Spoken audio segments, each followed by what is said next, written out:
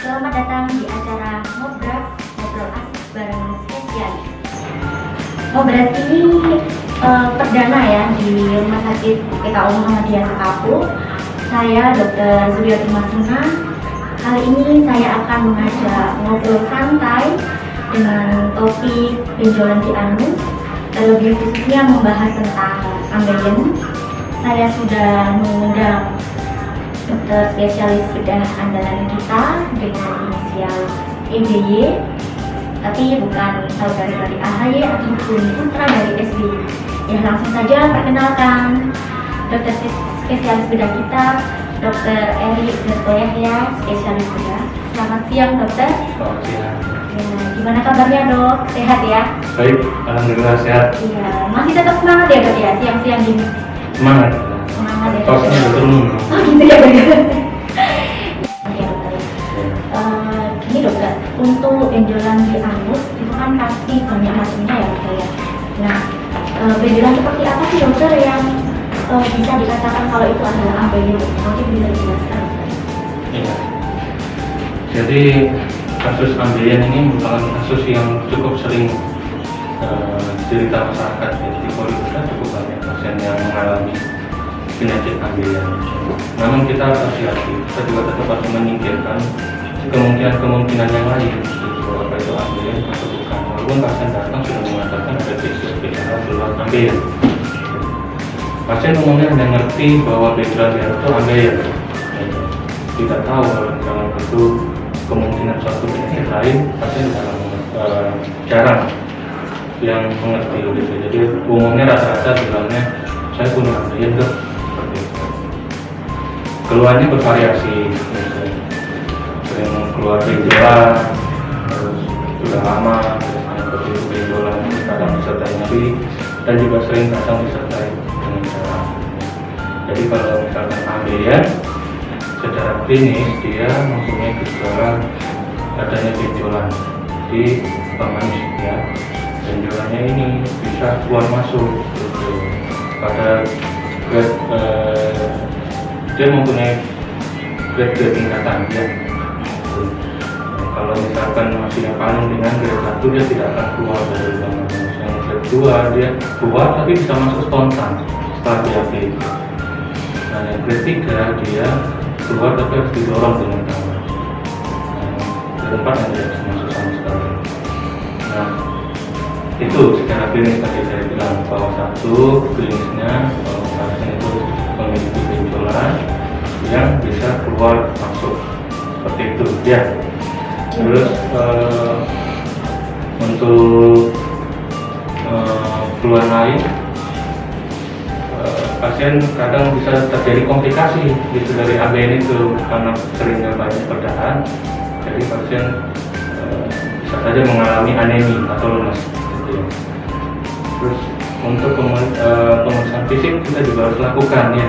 Kita harus lakukan. Jadi dari pemeriksaan fisik itu kita lihat infeksi namanya. Kita lihat di anusnya itu, bisa lihat tumnya itu pakai, bisa lihat mata langsung, terus atau misalkan lihat dengan anoskop namanya. Gitu. Terus kita juga bisa melakukan reklam pusing. Kita masukkan jari ke dalam untuk membedakan apakah itu suatu ambeien atau bukan. Jadi untuk lebih paham, lebih mudahnya saya sampaikan ke teman-teman, mungkin pemirsa juga dan benar memahami itu tadi secara klinis atau ciri-ciri dari ambeien. Dan kalau misalkan untuk definisinya sebenarnya kalau kita berbicara lebih dalam lagi gitu, ambeien itu dia merupakan suatu penonjolan atau prolaps dari bantalan hemoroid yang harusnya dia berada di dalam lubang anus gitu. Dulu memang dikatakan dia suatu mirip dengan varises gitu, tapi sekarang yang lebih diterima secara global itu dia suatu protrusi atau prolaps dari bantalan hemoroid di dalam lubang anus seperti itu, rakasen. Nah, apa aja isi bantalan itu? Bantalan itu salah satunya isinya jaringan pembuluh darah, ya pembuluh darah ada bakteri, ada vena, ada fluxus hemoroides itu. Nah, itu makanya kenapa bahkan ketika diproduksi dan menimbulkan gejala lebih lanjut itu akan menyebabkan bengkak gitu di situ, terus nyeri dan mudah-mudahan nanti mungkin bisa saya jelaskan lagi lebih dalamnya kalau misalkan ada komplikasi dari hemoroid gitu ya, patofisiologinya itu kenapa kok bisa nyeri gitu, seperti itu. Iya dokter, terima kasih penjelasannya. Jadi secara gampangnya ambeien itu karena adanya penekanan pada bantalan anus itu tadi ya? Iya, karena penekanan pada bantalan anus yang berlangsung lama dan terus menerus. Jadi dia karena feses yang keras, akhirnya mendorong. Iya. Ini dokter, banyak sekali informasi bahwa orang yang sering kecapean dia itu bakal lebih mudah terjadi ambeien dokter. Nah, apakah pernyataan tersebut itu benar atau mungkin bisa dijelaskan sekalian dokter penyebab dan faktor risiko? Jadi siapa saja sih yang bakal bisa terkena ambeien itu? ya jadi tadi sudah saya jelaskan mengenai mekanisme secara sederhana terjadinya hemoroid ya. Gitu. Untuk faktor risikonya itu terlebih pada pekerjaan tadi ya, yang kebetulan tanyakan apakah pekerjaan lama bisa menjadi faktor risiko terjadinya ambeien. Jadi kalau misalkan ada tekanan yang berlangsung terus menerus dan lama durasinya itu pada bantalan hemoroid atau anal tadi kita sebut, terus juga ada kelemahan dari jaringan penyokong dari bantalan hemoroid itu. Nah, itu yang menyebabkan munculnya hemoroid. Nah, pekerjaan kita harus cari tahu pekerjaannya apa. Jadi tidak semua pekerjaan yang bisa menyebabkan ambeien gitu. Jadi intinya pekerjaan itu apakah sesuai atau masuk dengan patofisiologi atau penyebab dari ambeien itu tadi gitu. Misalkan orang itu obes, nah itu juga pasti juga meningkatkan tekanan intraabdomennya, sehingga menyebabkan tekanan di anus pun, pressure di anus pun meningkat seperti itu. Terus misalkan orang hamil, nah itu juga meningkatkan hemoroid, meningkatkan risiko untuk terjadi hemoroid karena peningkatan pressure di lubang anus seperti itu. Terus pada orang usia tua karena terjadinya kelemahan dari jaringan penyokong bantalan hemoroid tadi gitu. Nah, ditambah kalau misalnya kebiasaan dari duduk lama di WC saat diabetes, terus apalagi makanan kurang serat, nah itu akan menyebabkan feses itu keras ya, feses keras gitu. Jadi tekanan itu meningkat, apalagi kalau sudah pada hemoroid sebelumnya itu bisa menyebabkan perdarahan ya, itu akan menyebabkan perdarahan karena jaringannya bengkak di situ. Terus lagi misalkan kurang olahraga itu akan meningkatkan akan memperbaiki sirkulasi.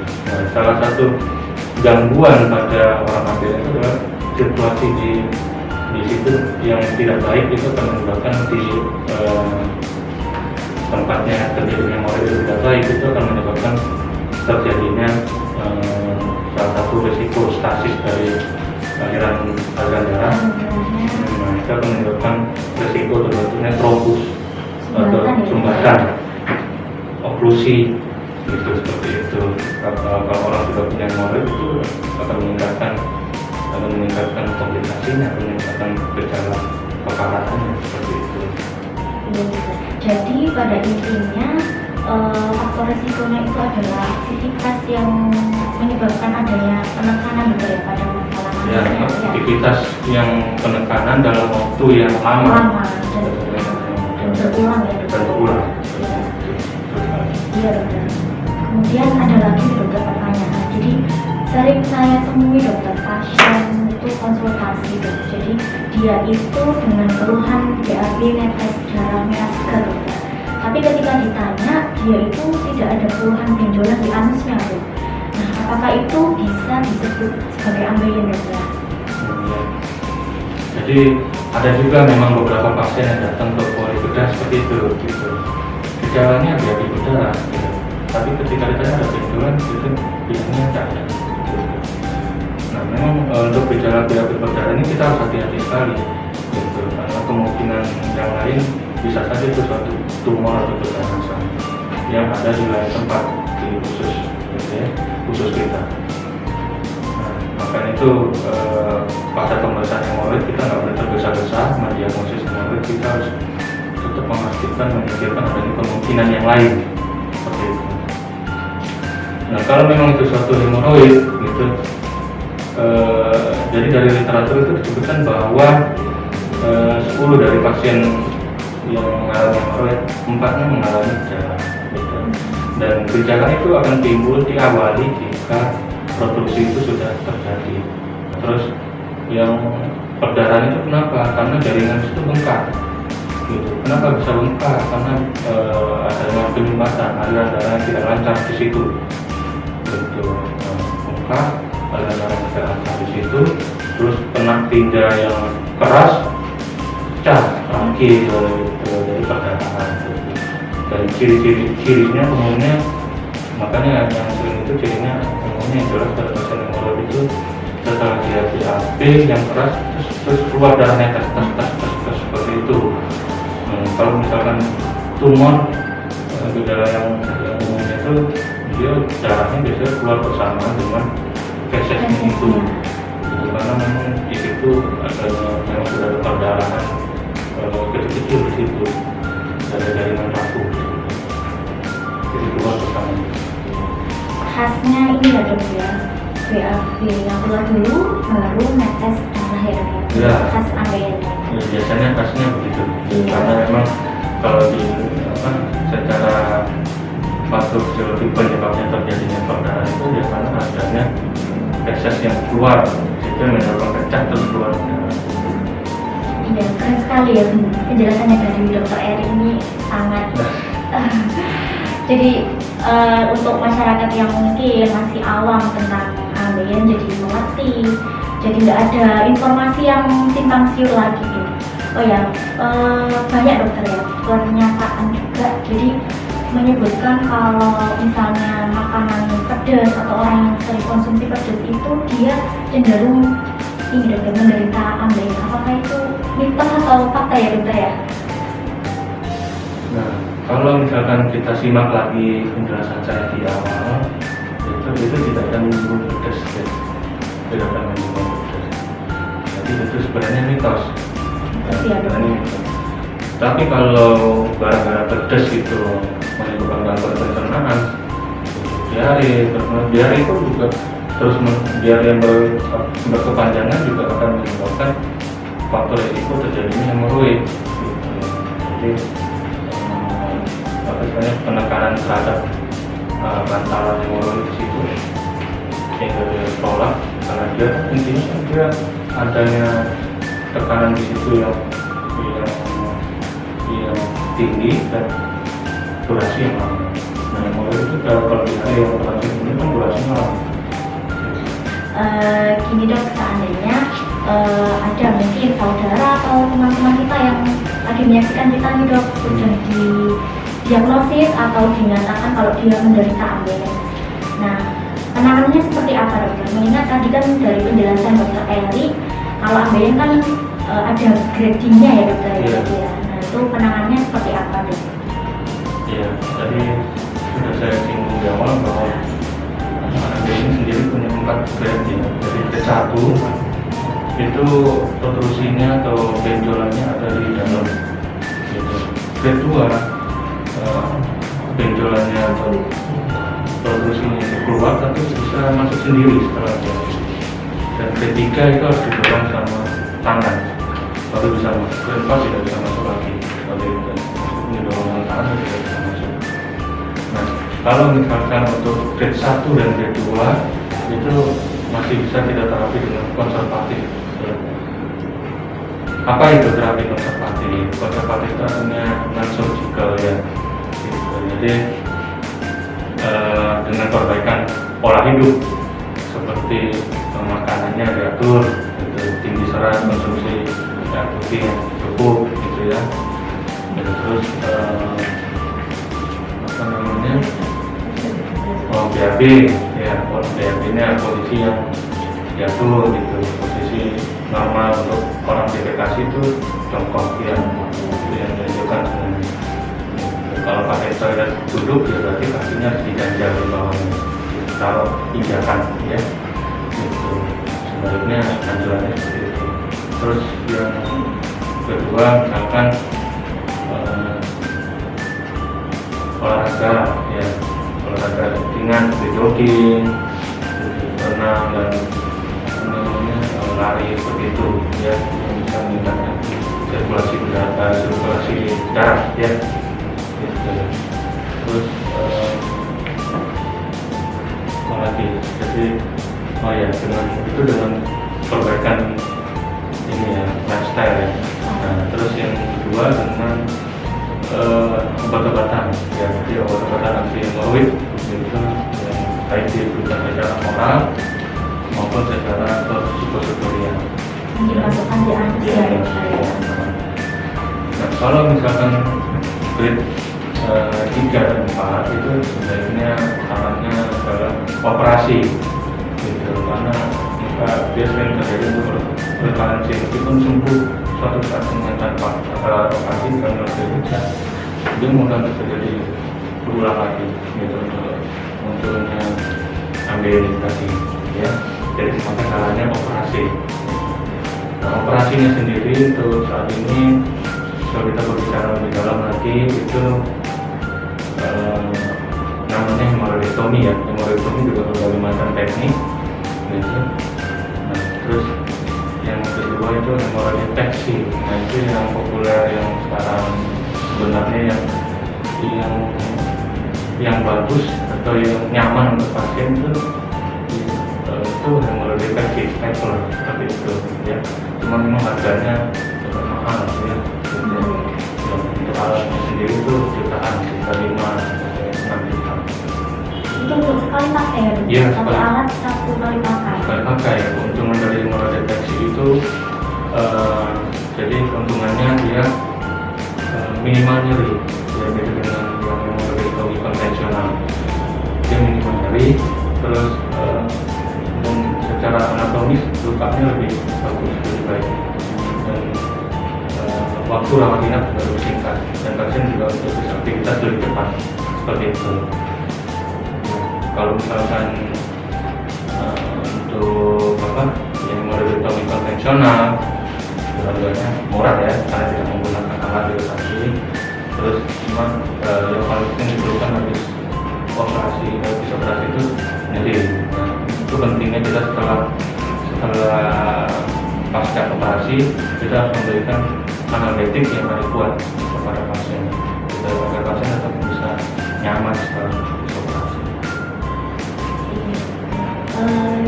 Ada pertanyaan dokter, kalau seandainya kita memberikan terapi obat-obatan pada pasien dengan ambeien, apakah obat itu dia bisa membuat benjolannya itu benar-benar mengecil atau hanya untuk mencegah dia nggak semakin besar? Bisa saja dia mengecil ya. Jadi bisa saja dia mengecil. Jadi ambeien itu dikatakan bahwa mungkin bisa sembuh gitu. Jadi terutama pada grade 1 dan grade 2 memang dia nampak relatif ya, dengan perbaikan pola itu seperti itu. Jadi walaupun sudah diberi obat-obatan untuk dia mencegah kambuh lagi ya, perbaikan pola hidup seperti tadi. Jadi makan makanan yang jangan sayur sama buah tuh sebaiknya dibiarkan setiap hari ya, makan makanan berserat. Terus jangan kurang minum air putih harus cukup, itu diabetes sudah keras, gitu kan. Terus tadi itu juga posisi terapi, perlu aktivitas duduk, jangan duduk terus jangan berdiri. Nah itu kan bisa menyebabkan juga aliran sirkulasi darah itu juga tidak baik kalau stagnan. Gini dok, saya itu sering dapat pasien dok. Jadi ketika sudah saya lakukan pemeriksaan itu ternyata mengarahnya ke ambeien dokter yang sudah grade 3 sampai 4 dok. Nah ketika sudah saya arahkan untuk konsultasi untuk penanganan selanjutnya, penanganan bedah dengan spesialis bedah, mereka itu banyak yang ketakutan dokter. Jadi mereka itu takut komplikasi atau efek samping setelah operasi ambeien itu kira-kira apa saja dokter? Ya. Jadi komplikasinya yang pertama itu habis operasi itu pasti nggak ringan gitu. Tapi itu dengan pemberian analgetik yang lebih kuat itu insya Allah ya bisa kita atasi ya. Jadi yang kedua dari itu mungkin yang ditakutkan itu mungkin nanti jangka panjangnya strukturnya lubang penyempitan lubang manus gitu. Tapi angka kejadian itu ya kecil sekali karena operasi itu juga ada tekniknya untuk menghindari supaya tidak terjadi strukturotosklerosis. Terus yang ketiga yang bisa saja mungkin terjadi itu incontinence. Incontinence itu artinya BAB-nya tidak bisa ditahan, jadi keluar gitu aja. Nah itu karena karena muskulus sphincter yang ada di bawah dasar dari bantal yang tadi itu cedera gitu. Cedera tapi ya itu tadi teknik operasi, saat operasi tidak boleh asal-asalan, jadi kita harus bisa mengidentifikasi dengan baik sehingga itu bisa dihindari gitu. Jadi komplikasi seperti itu sebenarnya akan kecil dan cenderung bisa kita hindari. Untuk permasalahan yang inkontinensia atau dia tidak bisa menahan BAB itu kan bagian dari komplikasi ya dari operasi. Nah, berarti itu sifatnya permanen ya dok? Nah, kalau memang sudah terlanjur seperti itu disebutkan juga di literatur itu hanya transien, jadi hanya sementara. Gitu. Dan sampai saat ini juga saya tidak pernah menemukan yang seperti itu. Itu hanya ada di literatur. Gitu. Tidak ada yang menemukan karena ya pada saat kita operasi itu kita bisa melihat jelas ini muskulus sphincter, ini bukan, dan kita tidak mencederai itu. Dengan teknik operasi yang baik dan benar kita bisa menghindari itu. Masih sangat bisa diminimalisir ya dok, pemberitaan seperti itu ya. Ada juga ini dokter, apa sih informasi juga, jadi habis operasi ambeien mereka mempertanyakan masalah BAB, jadi mereka udah bisa langsung BAB atau bagaimana? Bagi orang awam itu kan suatu ketakutan ya dokter ya kayak gitu. Ya bisa langsung aja BAB seperti biasa ya dokter? Seperti biasa. Jangan mungkin ditahan bayangannya mereka itu kan bagian anusnya kan sobek, ya gitu kan. Terus mereka mikir setelah operasi mau BAB gimana, apakah bisa langsung BAB atau gimana. Nah, itu kan mungkin di angan-angan mereka itu yang jadi ketakutan gitu dok. Iya, tadi yang belum saya sebutkan salah satunya memang komplikasi yang lain adalah perdarahan habis operasi. Nah, itu pun juga kita minimalisir risiko itu dengan kontrol perdarahan yang bagus saat operasi gitu. Jadi ligasi atau pengikatan yang baik itu, terus kontrol bleeding yang baik itu, insya Allah risiko perdarahan itu minimal saja. Nah mungkin bisa saja saat kita mau melakukan operasi kan kita harus tahu komplikasi yang mungkin terjadi apa. Nah itu harus kita cegah saat kita berangkat operasi seperti itu. Jadi kalau misalnya sudah melakukan operasi yang benar, yang baik gitu, insya Allah amannya berak aja langsung gitu, bapak hati-hati langsung. Jadi itu harus hati-hati. Kalau misalnya itu ternyata dia tidak hati-hati gitu, nah itu bisa menimbulkan feses di situ makin keras. Feses di situ terus makin keras, jadi akan meningkatkan resiko juga terjadi nanti misalkan pas keluar itu terjadi perdarahan Nanti menimbulkan masalah baru ya. masalah baru. Iya dokter. Jadi sudah Aman-aman aja intinya. Jadi Dan kalau kita secara operasi ya BAB seperti itu. Nah, iya dok, itu kan banyak ketakutan seperti itu. secara sederhana kan operasinya cuma jaringan yang tolak tadi atau benjolan tadi dipotong terus diikat sudah. Terus diikat ya sudah, ikatnya yang betul, teknik operasi identifikasi yang baik yang betul, ya itu ya sudah. Seperti biasa, aktivitas seperti biasa. Penjelasan mulai dari definisi sampai dengan penanganan sepertinya sudah dijelaskan secara gamblang sama dokter Erik, spesialis bedah.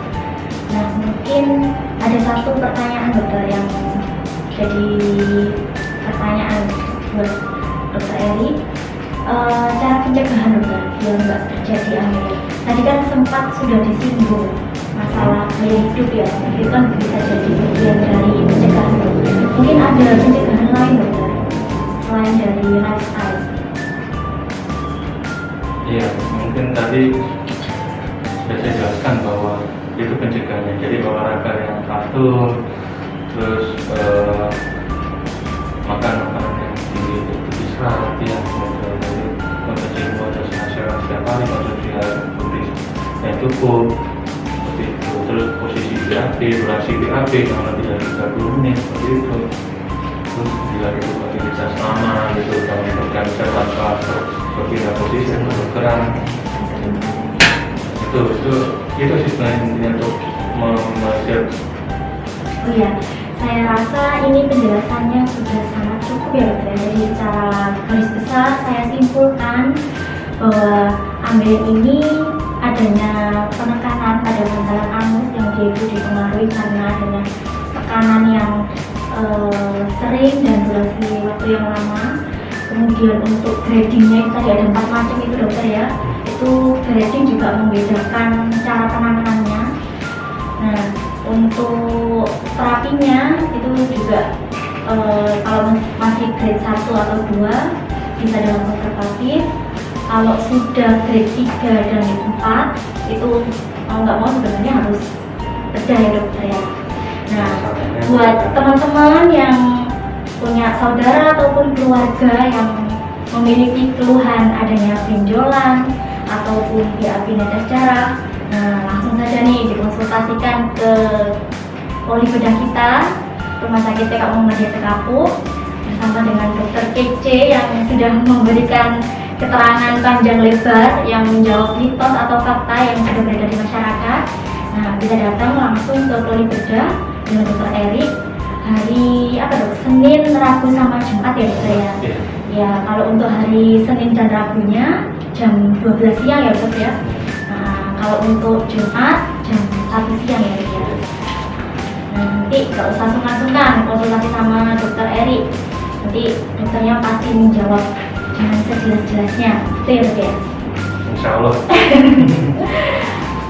Sudah cukup dokter Erik? Ya cukup. Cukup ya dokter ya. Kalau nanti misalnya keluhannya kok di luar jam yang sudah saya sebutkan tadi, nah teman-teman bisa datang langsung ke IGD Rumah Sakit PKU Muhammadiyah Sekapuk, ketemunya nanti sama saya ya. Gitu ya dok ya. Tapi nanti tetap apapun masalahnya, kalau seandainya mengarahnya ke kasus spesialisasi bedah, pasti kita hubungkan ke dokter. Jadi tetap kita konsultasi. Jadi teman-teman tidak usah resah, tidak usah khawatir, karena semuanya pasti ada solusinya. Sudah cukup ya dokter ya? Terima kasih atas perhatian teman-teman yang sudah mengikuti acara ngobrol asyik bersama dokter spesialis, yaitu dengan dokter Erik spesialis bedah. Saya selaku host Dr. Zulatul Mahmuna. Mohon maaf apabila ada kata yang kurang berkenan.